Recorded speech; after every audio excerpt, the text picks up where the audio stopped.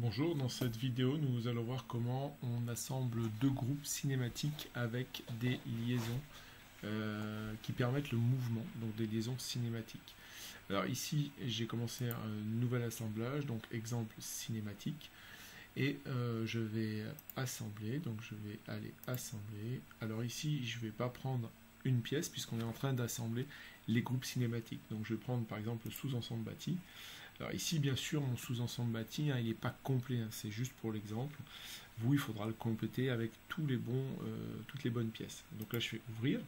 Alors, toujours pareil, quand on commence un assemblage cinématique pour arriver à un mécanisme complet, on commence toujours par le bâti. Ça va éviter beaucoup de problèmes par la suite. Donc là, j'ai mon sous-ensemble bâti. Et je vais mettre ici comme contrainte, c'est ce qu'on a dit la dernière fois, hein. Ça marche aussi pour les sous-ensembles, le valeur par défaut. Donc là, ça nous permet de fixer l'ensemble bâti. Donc là, je valide. Voilà. Et ensuite, je vais venir assembler un sous-ensemble, donc sous-ensemble levier qui est là. Donc voilà. Et là, ce sous-ensemble levier, il va s'assembler en pivot ici.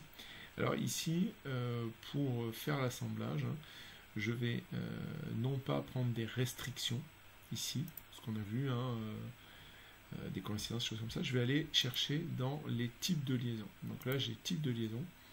Et là, maintenant, je peux choisir le type de liaison. Alors évidemment, je vais prendre un pivot. Alors, c'est là où il va falloir faire un peu de cinématique, c'est-à-dire que aligner les axes pour un pivot.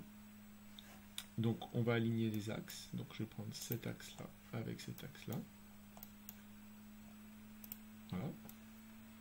Et ensuite, toujours pour faire un pivot, il faut que je positionne ma pièce comme ça. Donc du coup, soit je mets une distance entre cette surface-là et celle-ci, soit je peux m'appuyer sur les plans. Donc ici j'ai des plans, et je peux mettre par exemple le plan qui passe au milieu ici avec le plan qui passe au milieu.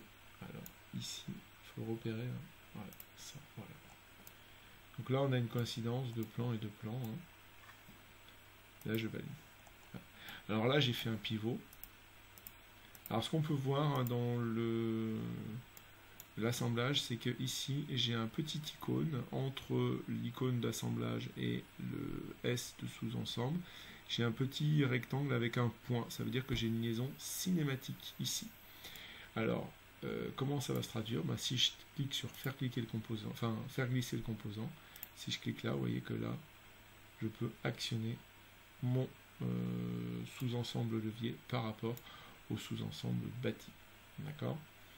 Donc ça c'est une chose. Et pour le TP, il faudra assembler tous les sous-ensembles en faisant bien attention au type de liaison que vous allez mettre entre les sous-ensembles.